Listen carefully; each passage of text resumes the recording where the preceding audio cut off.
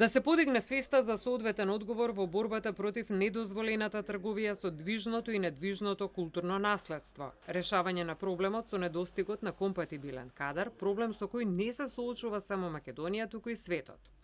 Случајот Фаланга, вели јавната обвинителка Маја Конеска, е само уште една потврда дека е потребна јасна стратегија за ваков вид криминал, кој до 2010 беше многу скриен, но кога се отвори случајот, се воочија недостатоците во системот. Некои работи се решија, но не сите.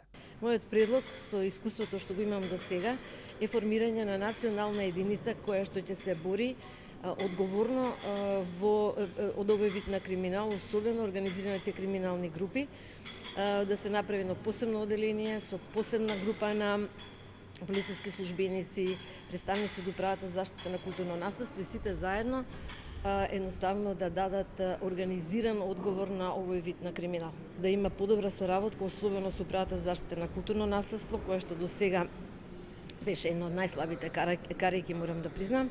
Зајакнување на законодавната рамка и подобрување на професионалните капацитети на институциите кои се одговорни за заштитата на културното наследство.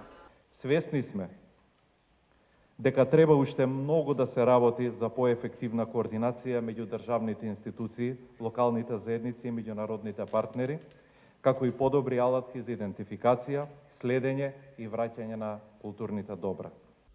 Губењето на културното наследство, трговијата со истото е своевиден напад на личниот и колективниот идентитет, забележа Матео Росати на отворањето на 5-дневната работилница борба против недозволената трговија со културни добра во Западен Балкан. Ова го прави културното добро толку посебно. Покрај материјалните добра, материјалната вредност има и значење, има символично значење, кое што не значи нам како поединци, како заедници, како народи и дозволете како луѓе. Кога ќе изгубиме културно добро, губиме клуч да разбереме кои сме и од каде сме.